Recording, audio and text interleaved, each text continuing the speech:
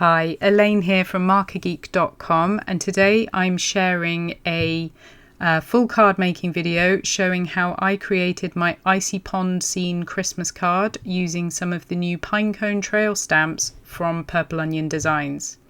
As you can see, I'm also using one of the clear mounting stamps from Purple Onion Designs, which makes using unmounted rubber stamps so easy with the MISTI, or also with acrylic blocks. They can be cut down to use with those too. But I use mine with my MISTI to make it easy because I keep my rubber stamps unmounted for ease of storage.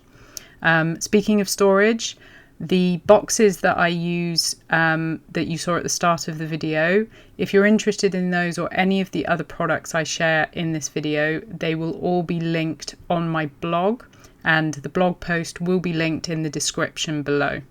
To start off with, I created some masks, stamping my images on Eclipse masking tape, and now you will see that I am stamping my scene onto my favourite card for colouring with Copic markers. That's the Make It Colour blending card, and as with any stamped and masked scene, I start from the front and work my way backwards, and that way anything that's kind of in the background appears behind the foreground images.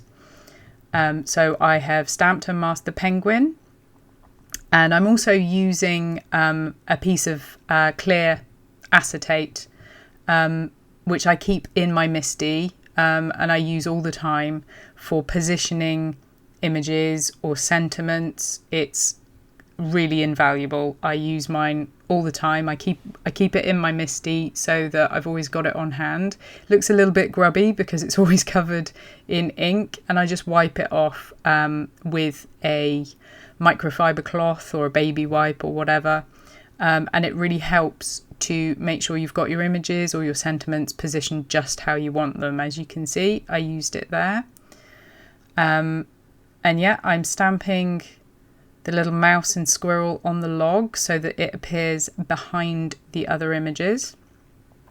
I'm masking everything in my scene because I am also going to be doing some ink blending with distress oxides to create the sky for my background. It's a nice easy way to create a pretty sky, a nice alternative to using Copics.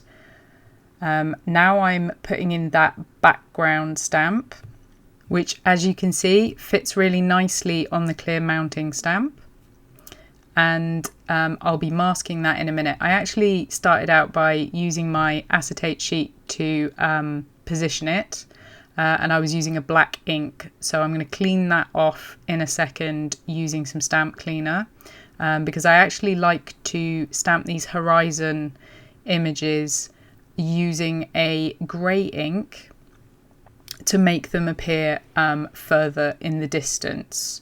That really helps, I find, when creating these sort of one layer scenes. Using a lighter ink in the background really helps to give more of an impression of distance. It helps to create that illusion, along with keeping the colours in the background a little bit cooler and not getting too fussy with the details. One tip that I'd like to mention when masking to create these scenes, especially with the backdrop part, with that horizon part, is when you're cutting your mask to try and cut directly on the stamped line. Otherwise you may end up with a little bit of a halo effect when you do the ink blending on areas that have kind of been masked just over the line, and you'll end up with a little white outline. That can easily be fixed if it happens, and it often happens to me because there's always a spot that I don't get quite right. So you can just go in with a similar colour of Copic marker just to soften the effect, or a pencil. It's usually not hugely noticeable, but if you cut directly on that stamped outline, it should help to avoid too much of a problem. For the ink blended sky, I'm using the Distress Oxides, and I'm blending them using some of those popular blending brushes that everyone has been using lately.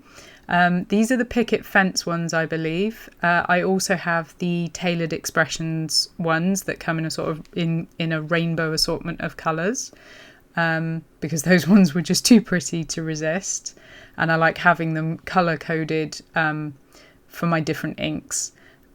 I use those ones with the Distress inks, and I use these ones with my Distress oxides just to keep them separate. I do love using the blending brushes because I tend to get problems with my wrist, problems with my arm, and I find these are a little bit easier on that, and I get less problems when using the Ranger blending foams. I'm using some water here in a sprayer to get that background effect, and then removing the masks after I've dried it. Just a note about the Make It Colour blending card. It isn't a watercolour paper.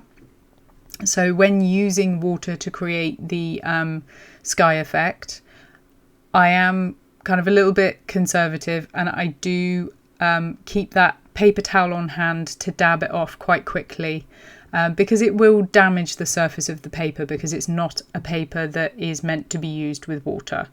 You can do it, it does work, but you just have to be a little bit careful. Before starting to colour, I trimmed down my paper because I wanted to create a tall, skinny card. I have, of course, sped up most of the footage in this video quite considerably, especially this colouring part, because otherwise you would be here forever.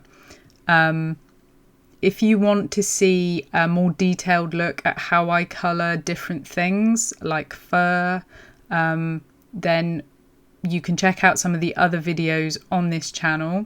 I did earlier this week on Monday, I did a video dedicated to beard / hair / fur texture, which I demonstrated using some gnome stamps. You can find that on this channel, and that will be really helpful for you. I show 3 different ways of colouring beard or fur texture, and I was able to do that in real time and give you an actual close-up look at that. This is really just speed colouring to show you the process. Otherwise you would be here. I think this scene took me probably about an hour, maybe a bit more to colour, because there's so many little details with the different animals, and obviously also that scene colouring as well. I tackle the background elements first, as I've mentioned in previous videos, just to avoid dragging any of the strong colours from any of the characters and their clothing, etc., into the background, because I'm using lighter colours in the background. Also, it makes it easier because if I go over any of the lines on the stamped images with the background colours, I can easily correct that either by using the colourless blender to push some of that colour away, or by simply colouring over it if I know that I'm going to be using a stronger colour that won't be particularly affected. I'm going to leave you with some music now for the colouring portion, while I finish colouring all these animals, etc. Just another quick reminder that any products that I've used, including all of the specific different stamps that I've used, because I have used several, they will all be linked in my blog post, which is linked in the description below. If you have any questions, check there first, because it's likely that I have answered them. Otherwise, feel free to ask any questions in the comments below. And I'll be back with you in a little while after I have finished the colouring, just to finish up the card with some extra details.